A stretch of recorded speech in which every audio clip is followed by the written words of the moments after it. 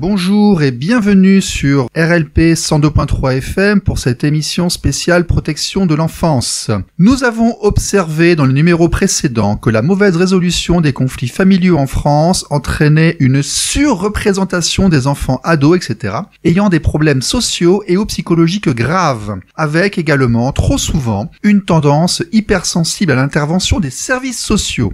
Une partie des enfants du divorce finissent placés dans des conditions insupportables pour motif de conflit parental. Une autre partie perd le lien avec l'un de leurs parents. Nous nous étions demandé, avec l'association Argus, si des réseaux exploitaient cette fragilisation de nos enfants et adolescents, et que devenaient ces dizaines de milliers d'enfants disparus chaque année en France dont nous n'avons jamais aucune nouvelle, et dont les autorités répugnent à nous donner les chiffres officiels. Le fichier Zandvoort, la filière Fourniret, Émile Louis qui était famille d'accueil à l'ASE, et surtout le silence coupable des médias et des politiques sur le sujet qui minimise plus qu'autre chose, voire use de la stratégie de l'étouffoir. Nous l'avons encore vu dans l'actualité récente, ce n'est pas grave, les enfants sont consentants, et surtout il faut faire baisser l'âge légal qui peut entraîner les poursuites. Nous cherchons des réseaux, et donc nous en avons trouvé un beau. Il s'agit de l'affaire Epstein, un riche américain possédant palaces, avions, îles privées aux Caraïbes qui était mandaté par la CIA et le Mossad pour approvisionner en gamines des personnes riches et influentes, les filmer durant leurs ébats pour ensuite les faire chanter et les tenir sous influence. Il avait des rabatteurs en France, notamment dans l'industrie des agences de mannequins pour ados et enfants, et un appartement avenue Foch truffé de caméras et de micros. Cette affaire éclabousse l'Amérique, l'Angleterre, plusieurs pays d'Europe et a de très sombres ramifications en France. Quand nos enfants partent à la dérive et sont livrés à eux-mêmes, la destruction de la structure familiale, avec la complicité des politiques, des médias et de la justice, et bien voilà, nous avons ça. Ceci est une émission spéciale sur la protection de l'enfance. RLP 102.3 aujourd'hui avec Pierre Jovanovic, écrivain à succès, journaliste, directeur de la maison d'édition Le Jardin des Livres, qui nous présente l'affaire Epstein via le livre qu'il vient de publier sur le sujet. Pierre, vous êtes avec nous ? Oui, bonjour, merci à vous. Bonjour, merci d'être revenu. Est-ce que vous pourriez, s'il vous plaît, nous résumer cette affaire et nous dire un peu de quoi il s'agit, parce que c'est énorme. Eh bien, écoutez, l'affaire Epstein est venue au grand jour pendant l'été 2019 avec l'arrestation soudaine de Monsieur Epstein à la descente de son avion alors qu'il revenait de Paris. Et donc, d'un seul coup, toute la presse, vous savez, point de vue image du monde, la presse à scandale, etc., s'est mise effectivement à faire des pronostics sur combien de temps il lui restait à vivre en prison. Alors nous, en Europe, on connaissait pas trop bien Epstein, mais avec tout ce que la presse anglaise et américaine a sorti, d'un seul, on a vu que ça prenait une ampleur absolument colossal, et le livre qu'on a publié, qui est devenu un best-seller sur l'affaire Epstein, en fait montre que c'est avant tout une colossale affaire d'espionnage, des têtes couronnées de tout ce qui compte dans la science et dans la presse. Et Monsieur Epstein travaillait pour deux services de renseignement, la CIA et le Mossad. Et alors c'est quelque chose de tellement surprenant de découvrir, si vous voulez, que des services de renseignement, en fait, payaient quelqu'un ils l'ont payé pendant des années, quasiment, on va dire pendant 20 ans, à filmer toutes les têtes couronnées, tout ce qui est célèbre, que ce soit à la cour suédoise, à la cour et avec anglaise, de l'influence. Tout ce qui a de l'influence, surtout tout ce qui est très riche, attention, voilà, tout ce qui est mannequin. Et en fait, donc, on a découvert qu'en fait, Epstein, était à la tête d'un réseau de prostitution de mineurs, avec ce qu'on appelle des esclaves sexuels, qu'il prêtait ou du moins qu'il il avait convaincu donc ses esclaves entre guillemets de se prostituer sur commande à des gens, par exemple comme le prince Andrew, voilà, de la couronne royale. Pour résumer, nous avons quelqu'un qui était payé par le CIA et le Mossad pour recruter des gamines entre 12 et 16 ans, les former à faire des cochonneries, et puis ensuite les pousser dans les bras de personnes qui étaient dans ces appartements, îles, avions, on détaillera plus tard, mais qui avaient des caméras partout dans le but de les faire chanter. Et je crois qu'ils revendaient ces vidéos quasiment, 1 ou 2 millions d'euros ou de dollars aux services concernés, mais surtout ils recrutaient des enfants. C'est bien ça, hein, j'ai bien compris. Absolument. D'ailleurs, on a retrouvé des messages, ça vous les avez dans le livre, d'un monsieur qui a été arrêté il y a à peu près un mois de ça, monsieur Jean-Luc Brunel, qui était à la tête d'une, vous savez, d'une agence de mannequins qui était très en vogue dans les années 90. On le voyait très souvent à la télé en train de frimer avec, vous savez, avec des blondes, des brunes, des rousses, etc.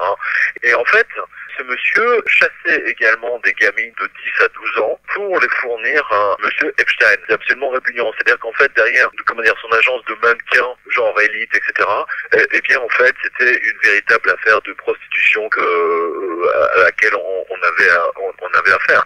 Et c'est cette affaire, si vous voulez, qui a passionné littéralement le monde entier, non pas parce que c'est de la prostitution de mineurs, je veux dire, c'est malheureusement c'est quelque chose d'assez fréquent, mais surtout vu la dépravation totale, si vous voulez, de toutes les célébrités entre guillemets que vous voyez dans les journaux, genre Elle, le Figaro Magazine, etc. Eh bien, quasiment la moitié de tous ces gens, en fait, se trouvent dans le carnet noir de monsieur Epstein. C'est tellement surprenant, ça a pris tout le monde de court. Mais en revanche, le monde anglo-saxon s'est littéralement passionné. Et sachez simplement, si vous voulez, que la CIA, par des voies détournées, a fait quand même un chèque de 50 millions de dollars à sa sortie de prison, parce que ce monsieur a été condamné à la prison pour proxénétisme de mineurs, ou demande de sexe avec des mineurs. Donc déjà à l'époque, il avait été littéralement sauvé par les services américains. C'est de la prison vacances, hein, si j'ai bien compris. Oui, c'est ça, il a fait de la prison vacances jusqu'en 2008 ou 2009. Et à sa sortie de prison, la CIA lui a fait deux chèques de 25 millions de dollars, c'est-à-dire 50 millions de dollars au total pour le compenser d'avoir été mis en prison alors qu'il était en mission. Parce que visiblement, il y a du monde qui est passé. Hein. On va rappeler qu'il avait une maison à New York, une en Californie. Il avait un ranch, je crois, près de la frontière mexicaine. Il avait une île dans les îles britanniques et un appartement à Paris. J'ai fait le tour.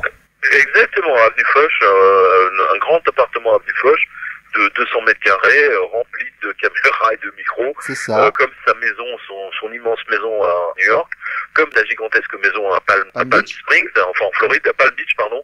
Enfin voilà. Donc, et aux Bahamas, aux îles Vierges.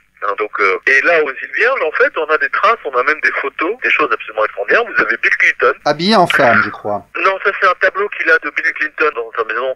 Nous, on a récupéré des photos où Bill Clinton, en compagnie de Ehud Barak, l'ancien ministre de la Défense d'Israël, et d'autres personnalités de la banque, des services secrets, etc., qui se baignent tranquillement aux îles Vierges dans l'île privée de monsieur Epstein. Alors, cette photo où on voit quelqu'un qui ressemble beaucoup à Bill Clinton de dos tenant une télécommande devant la télé totalement dénudée avec une gamine de 14 ans qui lui masse les épaules, c'est une vraie? Ah oui, c'est une vraie, oui. Vous avez plein de photos. Vous en avez beaucoup, des photos. Clinton a très très souvent pris l'avion d'Epstein. Voilà, c'est qu'en plus ce monsieur avait le Lolita Express avec 15 ou 16 gamines dans l'avion afin de s'envoyer en l'air sous les nuages. C'est génial. Exactement, mais pas tout seul. C'est-à-dire qu'il emmenait des passagers. Alors, par exemple, vous savez que la réglementation aérienne, en fait, oblige que chaque avion, chaque commandant, chaque pilote, d'enregistrer et de déposer, avant le départ, avant le décollage, la totalité des noms, prénoms des personnes qu'il transporte, ce qui est normal en cas d'accident.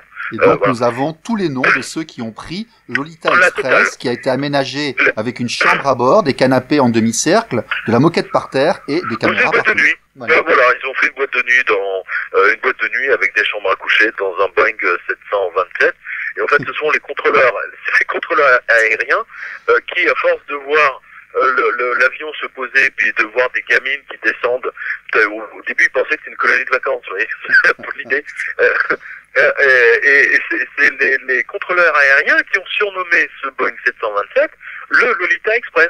parce que vous aviez les limousines qui arrivaient, parce que Monsieur Epstein décollait et atterrissait toujours dans des petits aéroports privés pour rester très très très très discret. Voilà. C'est une affaire tellement incroyable, sachant, si vous voulez, que vous retrouvez sur la liste des passagers, vous avez Bill Gates, vous avez les chanteurs, vous avez les acteurs, vous avez les mannequins les plus célèbres, et surtout vous avez Bill Gates.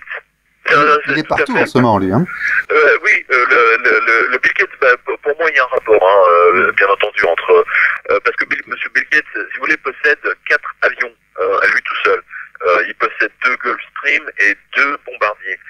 Et donc, ce Bill Gates peut se déplacer avec ses avions à lui. Donc, s'il prend l'avion de ses amis, c'est parce qu'il y a des bonnes raisons et qu'il y trouve son intérêt. Non, mais surtout l'avion d'Epstein. Bien sûr, et surtout après sa sortie de prison. Vous voyez ce que je veux dire? Absolument. Et c'est là où, du coup, ça a attiré l'attention du monde entier. C'est-à-dire Bill Gates, Bill Clinton, des acteurs, des acteurs américains, des acteurs anglais, le prince Andrew, des têtes couronnées de toute l'Europe, enfin, je veux dire, mais des banquiers, des gens de Harvard, des anciens ministres de la Finance, de la Défense, des chercheurs, l'ancien premier ministre d'Australie, des ministres, enfin, attendez, mais la liste est absolument incroyable. Et donc, en fait, on a compris, si vous voulez, à ce moment-là, que Epstein, en fait, c'était une couverture. On disait qu'il était banquier, mais personne n'en savait trop rien. Il a fait effectivement un passage à la banque Bernstein, qui a fait faillite en 2008. Mais en fait, c'est là où il a appris, si vous voulez, à faire du blanchiment d'argent. Hein. C'est-à-dire qu'à permettre aux ultra-riches de blanchir, parce que les ultra-riches répugnent à payer des impôts, comme vous le savez, et donc cette banque les aidait à le faire par des circuits détournés, et notamment les îles Vierges. Okay. D'ailleurs, savez-vous qui était le parce que très peu de temps avant de mourir, 2 jours avant de mourir, Monsieur Epstein, alors qu'il était en prison, donc a fait son testament, et donc il a désigné ses exécuteurs testamentaires, et l'exécuteur testamentaire en dernier recours, figurez-vous, eh bien, c'est le bras droit de Bill Gates, en charge de tout ce qui est investissement dans les laboratoires pharmaceutiques, tout ce qui est biotech, ce qu'on appelle les firmes de biotechnologie, labo pharmaceutique. Il y a une connexion entre ce qui se passe aujourd'hui, sachant que Monsieur Bill Gates, c'est lui qui finance maintenant, c'est lui qui paye quasiment la moitié de tous les salariés de l'Organisation mondiale de la santé, et que ce monsieur, depuis 10 ans, explique qu'il faut réduire la population de 15%, parce que sinon ça va trop polluer. Il y aura limiter son augmentation, j'ai cru comprendre.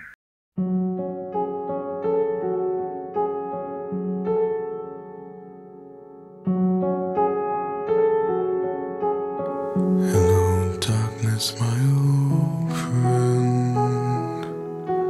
I've come to talk with you again, because a vision softly creeping left its seeds while I was sleeping, and the vision that was planted in my brain still remains within the sound of silence. Alors, nous, ce qui nous intéresse beaucoup, c'est le mode de recrutement et les victimes ciblées, parce que nous sommes ici très concernés par la défense des droits de l'enfant, donc nous avons fait plusieurs émissions sur le sujet, et là on est atterrés parce que nous avons le réseau, nous savons où vont les victimes, comment elles sont exploitées et à quoi elles servent. Mais là, cette fois, le mode de recrutement, les victimes ciblées, on a pu identifier un peu à qui ils s'adressent, où est-ce qu'ils les trouvent, ces filles? Alors, en fait, il y avait 2 modes de recrutement.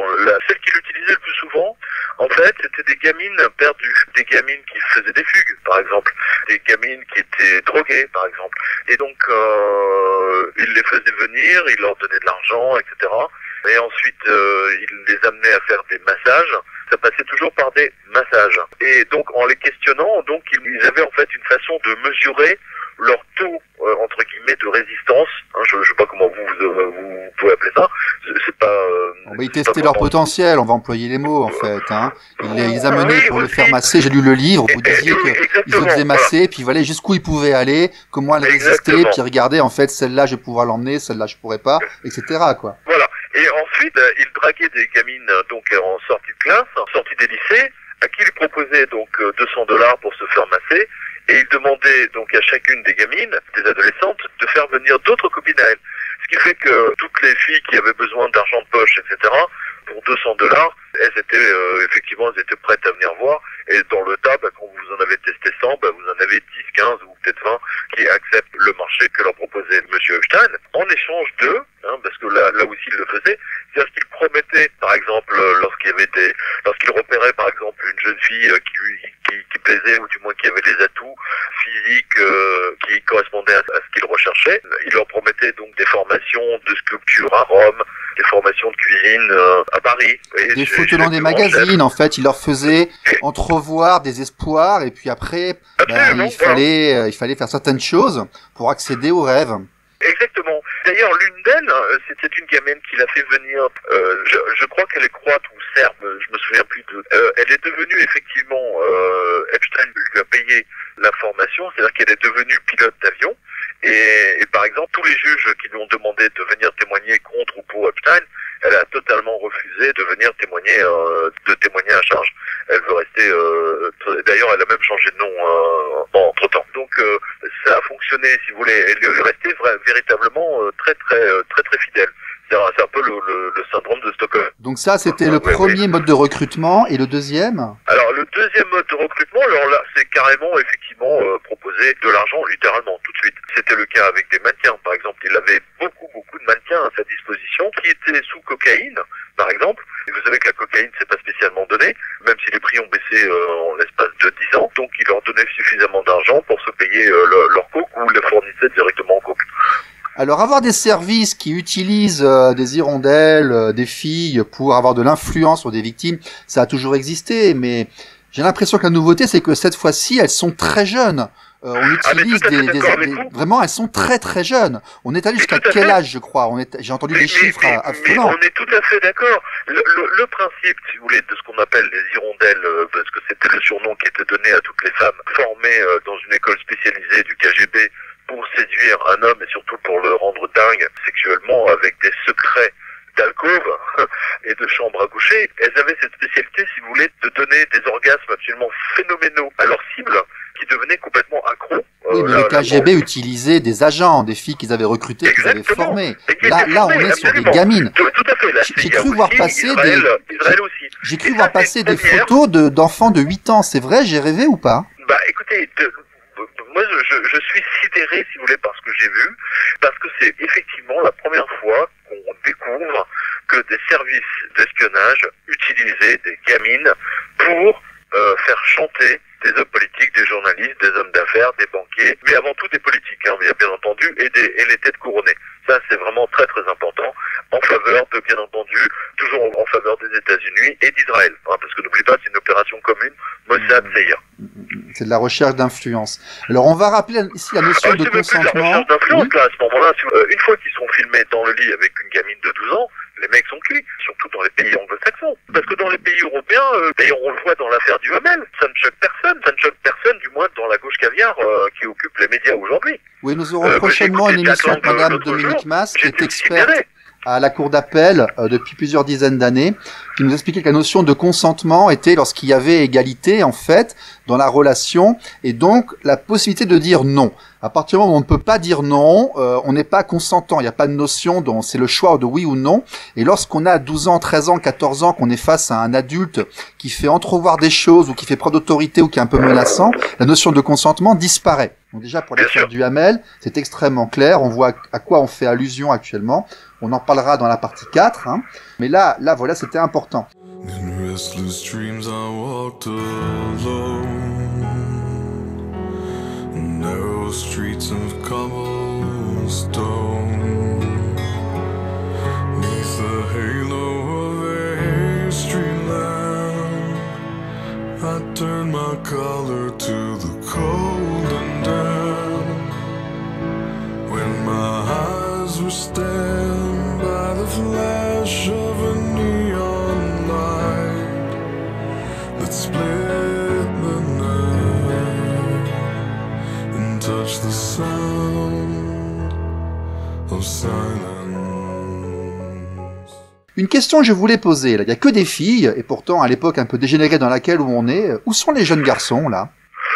Écoutez, a priori, le Epstein, et surtout, parce que n'oubliez pas, il était en compagnie on va dire de son officier traitant, entre guillemets, qui elle était encore plus déglinguée que lui, qui s'appelle Ghislaine Maxwell, qui est la fille de l'un des plus grands espions du Mossad, qui s'appelle Robert Maxwell, qui est mort de manière assassiné par un autre service, le service anglais, dans les Canaries. Dans les années 90, Robert Maxwell, si vous voulez, c'est celui qui a voulu racheter TF1 pour le compte du Mossad. Oui, et les Français l'ont empêché, il a eu juste un tout petit bout, mais c'est Robert Maxwell, si vous voulez, qui a quand même obtenu que, par exemple, Anne Sinclair soit toujours en poste. Et sa fille, Ghislaine Maxwell, et Epstein travaillaient ensemble. C'est-à-dire, par exemple, vous avez lu le livre, vous voyez qu'elle-même testait les gamines dans des couples à trois. Non, mais c'était carrément la rabatteuse. Oui, c'était la rabatteuse, oui, bien sûr, parce qu'elle en rajoutait, elle. Elle était encore plus accro aux gamines que lui, paradoxalement. C'est très étonnant d'ailleurs. Mais vous savez, en France on n'en parle pas trop, mais dans le monde anglo-saxon, vous savez, je suis abonné à la presse anglaise, américaine, etc. C'est quasiment tous les 15 jours que vous avez une prof. Vous avez une prof qui passe devant le tribunal parce qu'elle a couché avec l'un de ses élèves de 13 ans, 14 ans ou 10 ans, quoi. C'est assez stupéfiant. Je veux dire, c'est pas réservé qu'aux femmes ou aux hommes. Mais ce que je veux dire, en France, on a l'impression qu'il y a que les hommes qui s'intéressent aux gamines. C'est pas vrai. Les femmes s'intéressent autant aux enfants du point de vue sexuel que Nous avons interviewé ici Catherine Salvadori, qui avait été violée par sa mère, qui avait écrit un livre. Non, autant les victimes, hommes, femmes, on est à égalité devant les agresseurs, mais bon, malheureusement, la dépravation touche tout le monde. A-t-on vraiment un problème de corruption des élites en général ou américaines? Trump avait promis de lutter contre la pédophilie, avec le Pizzagate et autres, etc. Moi, je me demandais si, en fait, Epstein, ce serait pas le réseau des démocrates qui vient de tomber sous la présidence de Trump. Qu'est-ce que vous en pensez? Écoutez, je serais assez d'accord avec vous. Simplement, si vous voulez, Epstein, il tapait à gauche comme à droite, et il s'en moquait. Mais en revanche, votre réflexion est pertinente dans le sens où Trump avait annoncé 15 jours avant, il avait dit d'une façon... il avait parlé de bouche d'égout par rapport à ce qui se passait sur l'île en question. Oui, mais avant ça, si vous voulez, avant, il avait dit, d'ici, je sais pas, il avait peut-être dit ça un mois ou 3 semaines avant, il dit, vous allez voir, des têtes vont tomber prochainement. Et il parlait de l'affaire, il parlait d'Epstein, en fait, parce que c'est Epstein qui est tombé, littéralement. Donc, manifestement, là, il a tapé du poing sur la table, qui a fait que le FBI et la CIA ont été obligés de lâcher Epstein, qui a été arrêté immédiatement à sa descente d'avion pendant l'été 2019. Et Ghislaine Maxwell, aujourd'hui, et qui se cachait en France. Ghislaine Maxwell qui se cachait en France. On lui a gentiment dit qu'elle pouvait repartir aux USA. Et une fois qu'elle est rentrée, 15 jours plus tard, ils l'ont cueillie chez elle. Il y a de ça. Mais Ghislaine Maxwell, n'oubliez pas, elle a attendu, c'est 1 an et demi après. 1 an et demi après l'arrestation d'Epstein, qui elle-même a été arrêtée par la police. Parce que, si vous voulez, c'est surtout la pression des médias américains et pas vraiment européens, parce qu'en Europe, il y a une censure totale sur le sujet, Netflix aussi. Ils se sont abstenus de dire que Epstein travaillait pour le Mossad et pour la CIA. C'est par rapport à Trump, en même temps, il y a eu une affaire auparavant qui s'appelait l'affaire Cohn, C-O-H-N, je crois, qui est citée dans le livre. Est-ce qu'on pourrait pas dire que Cohn était la filière républicaine et Epstein était la filière démocrate? C'est possible. Vous savez, là, vous savez, dans ce genre d'ignominie, moi, ce qui m'a le plus choqué, si vous voulez, c'est toute la partie Pizzagate, vous savez, parce que là, vous retrouvez les liens. Vous retrouvez notamment, vous savez, l'artiste luciférienne sataniste, là, Abramovic. Vous savez, celle qui se flatte d'avoir initié au satanisme la chanteuse Lady Gaga, celle qui se flatte de faire venir tous les gens du Pizzagate, Hillary Clinton, qui est venu boire du sang sur un cadre, c'est à vomir, quoi. C'est vraiment, ils sont malades. Mais je veux dire, avec l'affaire Cohn, Trump, en fait, n'est pas clean non plus, parce qu'on se rend compte que, autant avec Epstein, visiblement, il n'a pas été très impliqué, autant il y a des affaires par le passé. Enfin, je veux dire, actuellement, on tape sur les démocrates, mais il n'y a pas que. Vous savez, moi, franchement, d'abord, je m'en moque un peu, si vous voulez, de l'affaire Cohn, parce que l'affaire Cohn, si vous voulez, n'a pas les mêmes implications, si vous voulez, dans le sens espionnage, renseignement. Ce genre d'affaires, c'était des petits joueurs à côté, on en a en France. La preuve, regardez, Duhamel et tous ceux qui ont fermé leur bouche pendant, qui savaient mais qui n'ont rien dit. Vous avez quelqu'un comme, vous avez une ordre, je pèse mes mots, qui s'appelle Cohn-Bendit. D'accord? Daniel Cohn-Bendit qui passe à la télé alors qu'il expliquait il y a encore très fièrement, il y a 20 ans, que se faire caresser par une gamine de 5 ans, c'était formidable. Mais excusez-moi, mais et ce type passe encore à la télévision. Il a encore été interviewé par LCI avant-hier. Alors on a eu cette discussion déjà avec des gens associatifs. Cohn-Bendit, le truc, il n'y a pas de victimes qui ont porté plainte. Il a dit qu'il était défoncé puis qu'il avait dit beaucoup de conneries. Alors effectivement, ce sont des conneries à ne pas dire, mais je veux dire par là, lui, on n'a pas d'éléments. Epstein, on a des éléments. And in the naked light I saw 10,000 people, maybe more. People talking without speaking. People hearing without listening. People writing songs and voices never shared. And no one dared disturb the sound of silence. Est-ce que Epstein a aussi recruté en France? Ah bah bien sûr qu'il a recruté en France. Voilà, parce qu'il avait un appartement à Avenue Foch, donc il a recruté en France. Bah, bien sûr, mais surtout il avait un homme de main à disposition, c'est celui qui a été arrêté. Voilà. Vous savez, j'ai fait une émission avec les journalistes de TV Liberté au mois de décembre, et cette émission a été vue tellement de fois que du coup ça a réveillé le juge d'instruction qui manifestement s'était endormi sur cette affaire, parce que M. Brunel s'est retrouvé en prison une semaine après. D'ailleurs, on sait pas où il est. Le dossier était ouvert. On sait pas où il est. Ah, moi j'ai cherché sur internet. Oui, non, mais il y a un on a silence son radio arrestation. mais Silence total. Absolument. Depuis mi-décembre, nous ne savons pas où est Jean-Luc Brunel, Monsieur Benchemoul, qui a été le rabatteur d'Epstein, qui dirigeait les agences de Karine Model, d'MC2 Management et aussi l'agence Elite, qui était quand même très très bien connue.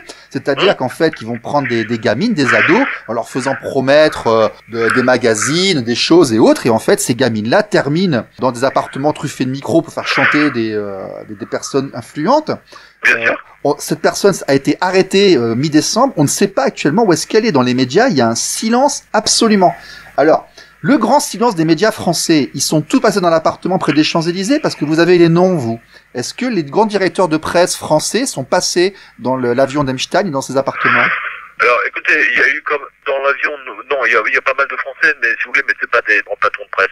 En revanche, on n'a pas la liste, si vous voulez, de tous ceux qui sont venus dîner sur l'espace de 10 ans ou 15 ans dans son appartement à Avenue Foch. Ça, on les a pas. Alors, on sait qu'il y a des DVD. J'ai la liste de tous les restaurants, de tous les hôtels, etc., où il descendait, de toutes les putes qu'il faisait venir. Enfin bon, je vous passe les détails. On a tout. Vous avez par exemple la femme d'un très grand patron de presse actuel qui se trouve dans son agenda, une héritière, et on se demande ce qu'elle fait là, quoi. C'est quand même tout à fait invraisemblable. Alors, on peut pas la citer parce que c'est pas parce qu'elle est dans son agenda. Enfin, je veux dire, moi, je suis sidéré, si vous voulez, par le silence total de la presse là-dessus, qui fait semblant de se réveiller suite à l'affaire du Hamel. Et vous savez, n'oubliez pas, vous savez, les gens du Mossad et de la CIA, ils ont le bras long en France, hein, n'oubliez pas. Quand il y a eu l'affaire Epstein, pour étouffer l'affaire Epstein, qu'est-ce qu'ils ont fait? Ils ont allumé un contre-feu médiatique en parlant de Matzneff, de Gabriel Matzneff, qui lui ne s'en est jamais vraiment caché, hein, de son amour des gamines. Ça fait 30 ans qu'il écrit sur le sujet, donc c'est pas une nouveauté. Hein. Ouais, c'est sûr qu'il vient avec les yeux bizarres, là. Il a été bizarre avec dans les les yeux années qui nous 70. Ouais. Je sais pas si vous vous souvenez de tous ces écrivains, Monterland, etc., qui étaient pédophiles ou pédérastes, je sais pas comment on les appelle. À l'époque, manifestement, ça ne choquait personne. Mais là, ça a pris une tournure avec les réseaux sociaux, si vous voulez, ça a pris une tournure tout à fait nouvelle, parce que d'un seul coup, ces gens découvrent que le peuple, lui, est absolument écœuré par ce qu'il voit et ce qu'il entend. Ah, mais ça, tout à fait. D'ailleurs, la question que je me suis posée, c'est, y a-t-il des instructions données aux services français pour ne pas regarder les affaires de mœurs? Est-ce qu'il y en a tellement, ça a tellement été pourri à un moment donné, qu'ils se sont dit, de toute façon, c'est un domaine où on ne regarde plus. Est-ce que vous pensez qu'il peut y avoir ça aussi? Non, justement, moi, j'en ai discuté avec un membre des services qui me disait qu'en fait, ils passent 90% de leur temps, aujourd'hui, à travailler sur le terrorisme, quoi. C'est là-dessus qu'ils passent le clair de leur énergie. Les histoires de fesses, ils s'en foutent un peu, quoi. Je veux dire, c'est pas leur truc, quoi. En Europe, on n'a pas du tout la même approche que les anglo-saxons. Les anglo-saxons la télé, ça y est, c'est le scandale absolu, c'est toujours s'ils vont pas vous mettre sur la chaise électrique, alors que c'est les plus gros producteurs de films porno au monde, hein, dans la vallée de San Fernando à Los Angeles. En France, en revanche, bon, les histoires sexuelles, bon, à la limite, vous voyez ce que je veux dire, on n'a pas du tout les mêmes réactions. D'où la bombe nucléaire qu'a été l'affaire Epstein, surtout dans le monde anglo-saxon. Puis je vous parle même pas de l'Angleterre, avec le prince Andrew. C'était énorme, énorme. Aujourd'hui, le prince Andrew ne peut plus sortir dans la rue. Non, mais ça pose plusieurs problèmes. Le problème d'avoir des gens qui tentent de corrompre, disons-le, ou de mettre sous influence des personnes clés de l'environnement économique ou politique, ça pose la question de la perte d'influence d'un pays, par exemple, par rapport à des grandes décisions. C'est la porte ouverte à la corruption, à la pression. Donc ça pose de très gros problèmes. Pourquoi y a-t-il un tel silence? Je referme justement, permettez-moi de refermer un tiroir. C'est ce que je vous disais à propos de l'affaire Masneff. C'est-à-dire que la police a fait une descente le 12 février chez Gallimard, donc éditeur respectable, mais l'éditeur de Masneff. Et en fait, j'ai appris en fait ce qu'il cherchait. Il ne cherchait pas du tout le contrat d'édition de Masneff. Il cherchait en fait ses manuscrits originaux sur une affaire qui date d'il y a 30 ans, quoi. Ça n'a pas de sens. Qui se réveille maintenant, en fait. Ouais. Bon. Donc, vous voyez que c'était un contre-feu allumé pour éteindre l'affaire Epstein. D'accord. Ouais, bah oui. C'est complètement sidérant. Vous avez toujours un bouquin comme ça qui sort, mais en fait c'est pour éteindre une autre affaire, vous voyez. C'est pour montrer que la classe française est aussi corrompue. Et ça, je veux bien le croire, on le voit avec l'affaire Duhamel. C'est très très orienté tout ça. Vous savez, mais moi j'étais en contact avec un notaire, on devait publier un de ses livres. Je peux vous dire que la suite d'une discussion, le type nous a sorti, alors vous savez c'est un spécialiste des curés. Donc là on est dans le monde très catho, machin, bidule. Et le type m'a sorti comme ça, oui mais après tout, si les enfants sont consentants, pourquoi pas? Il n'y a pas de consentement avec les enfants, on en a parlé juste oui, avant. Ce que je veux dire, moi les braves en sont tombés, quoi. Ouais, bah oui. Les braves en sont tombés, donc son contrat d'édition, on lui a dit au revoir, quoi. On n'a jamais donné de suite. Fools said I, you do not know. Silence like a cancer grows. Hear my words and I might teach you. Take my arms and I might reach you. But my words, like silent raindrops fell and echoed in the wells of silence. D'ailleurs, affaire Duhamel, affaire Epstein, rumeur Villa Marrakech, débat sur l'abaissement de l'âge du consentement, article sur les partouzes masculines de députés européens, scandale médiatique sur la notion de consentement. Alors allons-y gaiement. Est-ce qu'il y a un problème français dans l'audiovisuel et les sphères du pouvoir? Non, parce que par exemple, la personne dont je vous parlais, elle est professeure, il est professeur plutôt, dans une grande ville, alors je me souviens plus si c'est Aix-en-Provence ou Montpellier, à l'université, je crois que c'est à l'université de Montpellier. Ben c'est énorme, quoi. Je veux dire, c'est quelqu'un qui est en contact, de par son métier, avec des jeunes, et qui enseigne ensuite avec des enfants beaucoup plus petits. Enfin, c'est effrayant. Donc je pense, si vous voulez, que tous ces gens, comment dire, se tiennent, se protègent, et je peux même vous dire, moi je me souviens d'avoir un jour, il y avait un curé qui voulait qu'on publie un livre sur son église. C'était un livre qui était déjà écrit, mais il voulait le republier parce que les touristes le demandaient, etc. Et donc j'étais dans son bureau, puis à un moment donné, il a pris un téléphone, mais moi je l'entendais de l'autre pièce. Et je veux dire, le type à 84 ans veut absolument partir en colonie de vacances avec ses petits louveteaux. Alors, écoutez, moi j'ai eu 2 enfants. J'ai 2 enfants.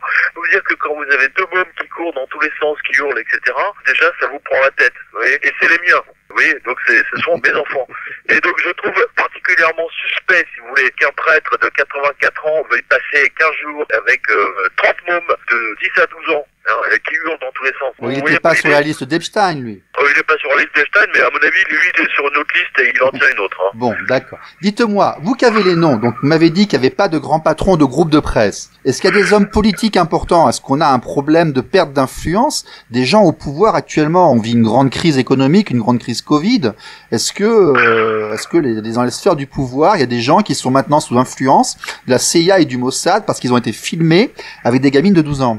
Oh, bien évidemment. Mais attendez, mais c'est une évidence. En plus, attendez, n'oubliez pas. Je veux dire, là, on a la liste, si vous voulez, dans son carnet numéro 1. On n'a pas son autre carnet, qui lui devait être tout aussi blindé. Donc moi, je peux vous garantir, si vous voulez, qu'en France, il y avait le réseau Epstein qui était actif jusqu'à son arrestation. Ouais. Il y a des ramifications en Et je France. peux vous dire que dans son agenda, dans son black book, les deux machins, deux bidules, deux trucs, il y en a un paquet. Il y a Jean-Luc Brunel, il y en a d'autres qui rabattaient. Écoutez, Jean-Luc Brunel, oui, je pense que dans son carnet, j'ai vu 2-3 noms, effectivement, qui, à mon avis, rabattaient pour lui. Absolument. Et qui devait payer... D'ailleurs, regardez, il a payé 60 000 € à Jack Lang. C'est dans le livre sur Epstein. Ah oui, c'est qu'en plus, ce monsieur est généreux, il dépense beaucoup d'argent aux divers endroits. 60 000 € à une œuvre montée de toutes pièces par toute l'équipe directeur de cabinet de monsieur Jack Lang, ministère de la Culture, etc. Le siège social était chez la fleuriste, et le truc a disparu du jour au lendemain. Vous voyez, l'association a été dit une fois, ils ont encaissé les 60 000 €, après, terminé, il n'y a plus rien, quoi. Enfin, c'est dingue. C'est complètement fou. Donc, clairement, si vous voulez, il y a une liaison claire, nette et précise, parce que financièrement établie, entre Jack Lang et Epstein. Bon, on va dire que Epstein lui a fait un chèque de 60 000 € parce qu'il a fait donner une représentation du CID à la Comédie Française. Par des enfants? Non, pardon. Bien sûr. Je suis mauvaise langue, là, bon. Oui, c'est pas prouvé, mais bon, c'est plus que suspect, quoi. C'est plus que suspect, je peux vous le dire. Moi, vous avez parlé de la réponse du système, là. Effectivement, j'ai analysé quelque chose aussi, là, dans des réactions simultanées et coordonnées actuellement, qui citent la secte Canon, qui essaie de décrédibiliser les théories du complot avec des choses sexuelles. Il y a beaucoup d'interventions médiatiques qui parlent du consentement des jeunes enfants et des pré-ados. On se demande si c'est pas une opération de communication, en fait, de la part de plusieurs personnes, là, qui ont peur et qui veulent pas qu'on aborde le sujet en le noyant par un autre thème, là, comme vous l'avez dit, en fait. C'est-à-dire qu'en fait, c'est une réponse, si vous voulez. C'est qu'ils veulent noyer le poisson. Moi, je l'envisage comme ça aussi, j'ai l'impression. Oui, parce que vous n'oubliez pas, c'est aussi une guerre médiatique. Oui. Bah oui, forcément. Ça passe par là. Je signale que l'AFP, l'Agence France-Presse, Le Figaro, Le Monde, Le Parisien, etc., pas un seul de ces journaux n'a eu le courage de faire un article sur le livre consacré à Epstein, chez nous, au Jardin des Livres. C'est quand même énorme. Bah oui, c'est pour ça que je vous demandais si c'était passé avenue Foch. Mais moi, c'est le sentiment que ça me donne. C'est le sentiment que ça donne à tout le monde. Puis quand on voit ces gens qui, non seulement n'en parlent pas, qui en plus après mentent et commencent à dire, oh, c'est pas trop grave, et puis, ceux qui en parlent, ce sont des théoriciens du complot, ou alors ce sont dans des sectes. Voilà, c'est le nouveau truc, c'est des sectes, là. Justement, moi, je dis à vos auditeurs, lisez le livre sur Epstein, et puis là, vous allez vraiment tomber de votre chaise. Absolument. D'ailleurs, c'est ce que nous disent les lecteurs. Les lecteurs sont sidérés. Ils ne pensaient pas une seule seconde que ça puisse aller aussi loin. Ah ben, quand les enfants sont paumés, ils finissent là-dedans. Voilà. Oui, mais attendez, prenez par exemple le prince Andrew. Ce type peut mettre la moitié des femmes dans son lit. Hein. C'est le prince anglais Andrew. Donc la moitié des Anglaises seraient prêtes à coucher, donc pas spécialement avec lui, mais parce que c'est le prince. Hein. On va dire ça comme ça, on simplifie. Hein, voilà. Expliquez-moi, quel besoin a-t-il de fréquenter Epstein, sinon parce que celui-ci lui fournissait des gamines? Et puis je suis tombé sur les carnets de vol de Lolita Express. Il l'a pris un certain nombre, l'avion, lui. Il l'a pris un certain nombre de fois. Hein. Ah bah, il était quasiment dans tous les vols. Oui. C'est qu'en plus, il faisait des machins à plusieurs là-dedans. Bon, dites-moi, comment il faut faire pour tout nettoyer, tout ça? Non mais attendez, autant si vous voulez, moi, la vie sexuelle des gens ne m'intéresse pas, à la limite ne me choque pas. Vous voyez ce que je veux dire? Les gens peuvent partouzer, ils peuvent faire ce qu'ils veulent, ils sont adultes, ils sont consentants. Vous comprenez? Ça me regarde pas. Je veux dire, non mais là, le problème, c'est qu'ils sont avec nos gosses. Non mais là, le problème, c'est qu'ils sont avec nos gosses et puis qu'ils mettent nos dirigeants sous influence. Voilà, exactement, et que des services de renseignement utilisent ça pour faire chanter les consommateurs, hein, ce qu'on va les appeler comme ça. And the people bowing to the neon god they made. And the sign flashed out its warning, and the words that it was forming. And the sign said the words of the prophets are written on the subway walls.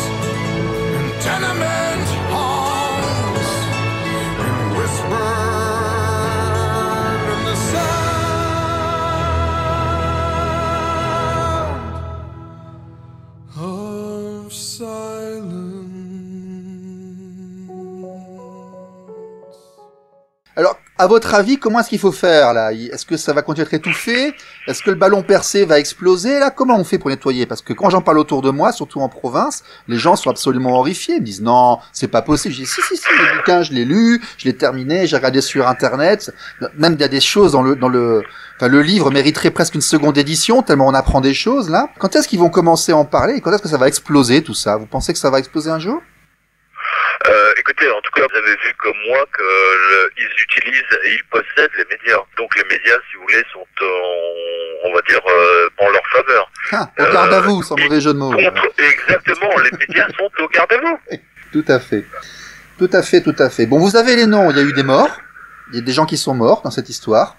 Il y a un exilé en Russie. Alors, ce qui est le plus rigolo, c'est que... Il y a un policier, actuellement, il y a un policier de Palm Beach qui est mort de manière extrêmement suspecte. Et l'un de ses collègues, quand il a vu ça, il a pris les jambes à son cou. D'une part parce qu'il avait les CD sur lesquels il y avait tous les enregistrements vidéo. Maladie Donc, foudroyante, ils ont marqué sur l'acte de décès. Elle est belle, celle-là aussi. Oui, voilà, c'est ça. C'est carrément foudroyant, ouais. C'est carrément. Et donc, en fait, le plus rigolo, c'est que le Mossad et la CIA ont payé pour que Poutine ait tous les noms et tous les CD. Enfin bon, là, non, ils ont... Alors ça, j'en sais rien. Bon, ça, j'irai pas jusqu'à là. Si c'est réfugié avec l'asile politique en Russie... Effectivement, que c'est la pièce d'échange pour ce policier. À mon avis, pour changer de nationalité, etc. Bon, à mon avis, il a quand même dû balancer quelques biscuits, comme on dit dans le métier. Mais vous savez, moi, j'ai vu une des vidéos. Vous aviez le patron d'une grande chaîne de télé avec une gamine de 12 ans. Française ou américaine? Américaine. D'accord. La chaîne. On va passer le nom de famille Murdoch, dans Lolita Express. Oui, alors Murdoch, c'est un des grands patrons de presse australien devenu américain. Je ne sais plus si c'est lui, mais le nom de famille est présent. Fox News, etc. Non, mais vous avez... attendez, il vous faudrait 3 mois pour éplucher toute la liste. Et vous n'avez pas peur, vous, d'avoir toutes ces informations, les noms, tout ça? Vous n'avez pas peur? Bon, écoutez, vous savez, moi je suis éditeur, donc si maintenant, je veux dire, vous savez, dans ce métier, soit vous publiez des bouquins qui n'ont aucun intérêt, dans ce cas, vous faites un métier pourri. Il y a des livres qui méritent vraiment d'être lus, d'être mis à la connaissance du public et du plus grand nombre. Et Epstein, je peux vous le garantir, en fait partie.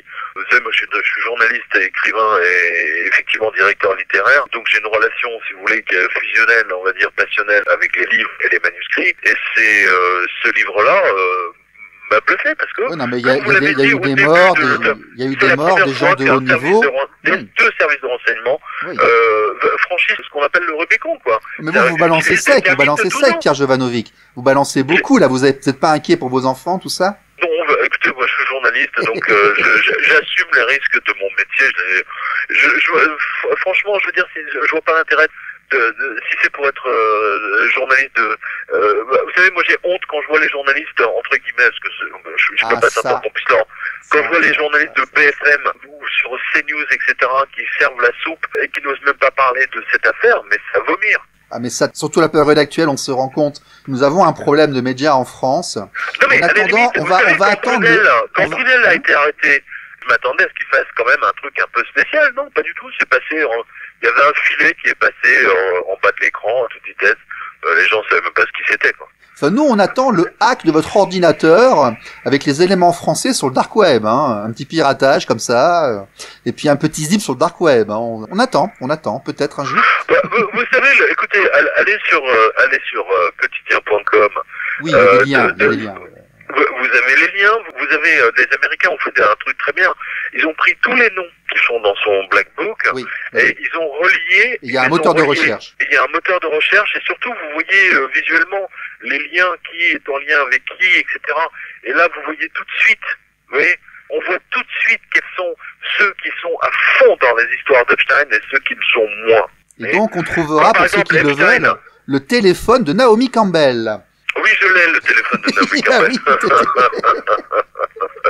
Je l'ai, le téléphone de Naomi Campbell. J'ai même le téléphone de Mick Jagger, j'ai le téléphone j'ai jamais compris ce que foutait Mick Jagger là-dedans. Je pense qu'il a dû il devait pas savoir qui c'était parce que Mick Jagger c'est un homme qui aime les femmes et pas les gamines, quoi. Donc c'est ça le truc, c'est que c'est pas parce que les gens ont pris l'avion qu'ils ont fait des choses, mais en même temps il y aura toujours le doute, quoi. C'est pas parce qu'ils ont leur numéro dans le carnet d'Epstein qu'ils ont en plus pris l'avion, ouais. Les deux choses, c'est dissocié, attention. Ah non, mais ce qu'il aurait fallu, ce sont tous les noms marqués sur les DVD. Exactement, voilà. Ça, il faut aller voir à Moscou Voilà, c'est ça. policier, Ils sont à Moscou, les DVD. le policier C'est- de Palm Beach qui est là-bas.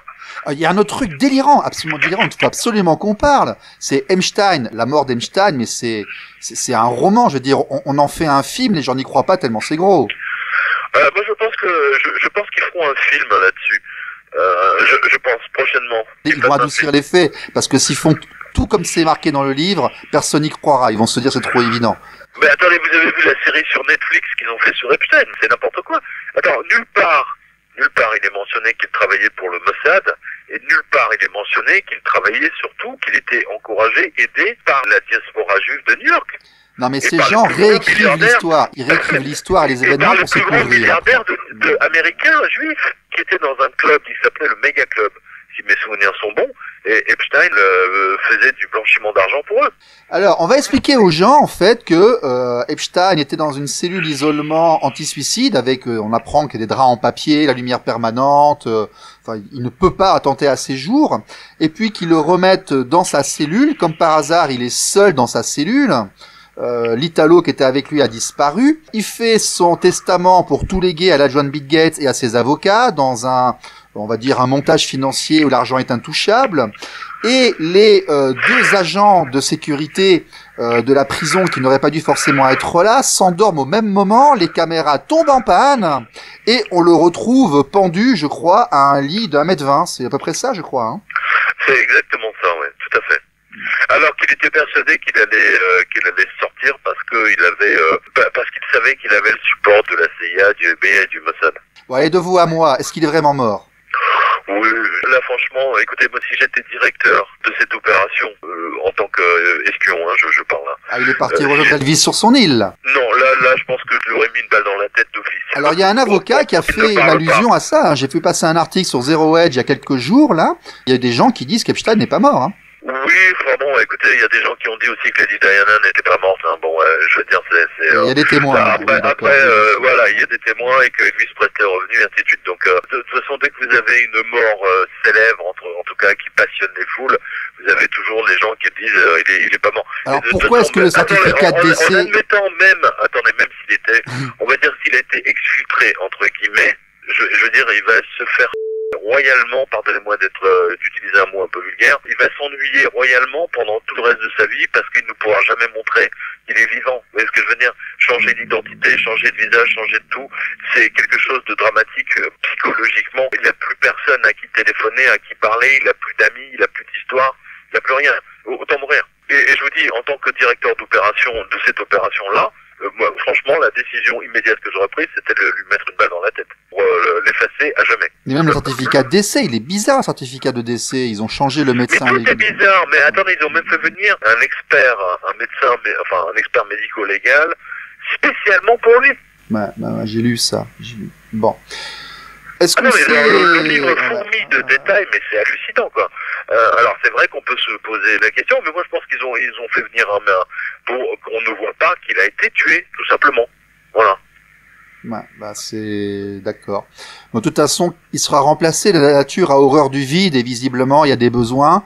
C'est pas la première affaire. De toute façon, Monsieur Ehud Barak, le Mossad doit avoir alors une quantité absolument astronomique de données là-dessus. Et croyez-moi qu'ils vont faire chanter tous ces gens encore pendant des années. Hein, ça c'est sûr. Et c'est pour ça que je demandais qui était concerné en France, parce qu'il y a une perte. Enfin, il y a un souci potentiel là. Hein. Bon, écoutez, en tout cas, si vous voulez savoir qui sont les agents, qui sont les députés qui travaillent pour la CIA, ou du moins qui ont été retournés par la CIA, c'est pas compliqué. Vous regardez, vous faites une recherche sur Internet et vous recherchez tous les députés français qui ont fait des déclarations en disant que, l'affaire Snowden était un scandale, que cet homme devrait disparaître à jamais, d'accord, et surtout qu'on ne devrait pas accorder, la résidence en France, que ce soit à Snowden et surtout à Julian Assange. Voilà. Et là, tous les politiques qui sont déclarés contre, vous savez pour qui ils travaillent véritablement. Ouais, c'est une grille de lecture. Parce que vous et moi, on serait députés, je veux dire, Julian Assange, on l'aurait fait venir en France et on lui aurait accordé notre protection. Vous voyez ce que je veux dire? On n'a rien à foutre de ce que disaient, de ce que disent les Américains. Ouais, mais en quel honneur un député a besoin de s'exprimer devant les caméras de BFM ou de TF1 en disant Snowden c'est un vrai scandale, il faut le condamner, il faut l'arrêter tout de suite. Qu'est-ce que ça peut lui faire? C'est même pas son pays. Ah, je comprends. Vous voyez ce que je veux dire? Voilà.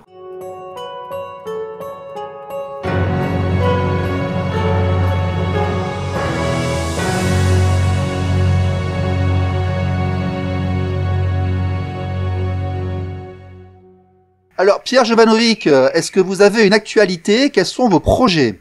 Écoutez, là, pour l'instant, nous travaillons, si vous voulez, sur 2 livres très importants qui vous montrent, en fait, que toute cette pandémie, qu'il y a des choses vraiment bizarres dans cette affaire du Covid. Mais j'aurai l'occasion de vous en parler quand ça sortira.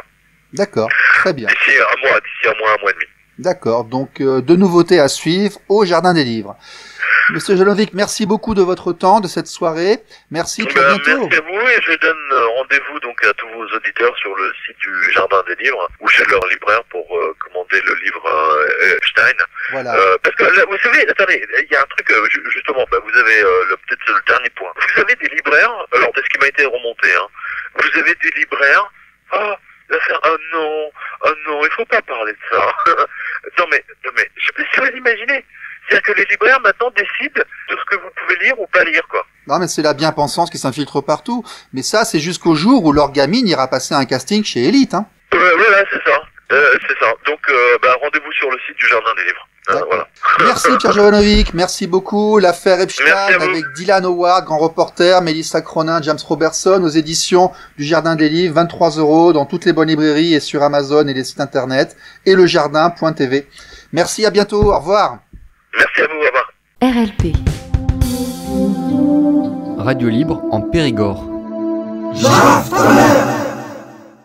Voilà, vous n'avez pas rêvé, c'était l'affaire Epstein décrite par Pierre Jovanovic. Si vous cherchez plus d'informations, vous pourrez en trouver assez facilement en ligne. Je ne serais pas étonné qu'il y ait encore des rebondissements, mais la morale de cette histoire est qu'il y a vraiment un intérêt à faire en sorte que nos enfants ne soient pas seuls abandonnés, parce qu'il y a des prédateurs, et ceux-ci sont parfois très haut placés. Alors, rediffusion mercredi prochain à 16h sur RLP. N'oubliez pas le site de l'association équitéparentale.com, la page Facebook. Si vous nous retrouvez sur YouTube pour le podcast, n'oubliez pas de mettre des petits pouces bleus et des likes. Et nous serons de retour dans Jave ta mère vendredi prochain, toujours à 20h. Cette fois-ci dans un format plus conventionnel et usuel. Portez-vous bien et à très bientôt. Ciao, bye bye. Jave ta mère!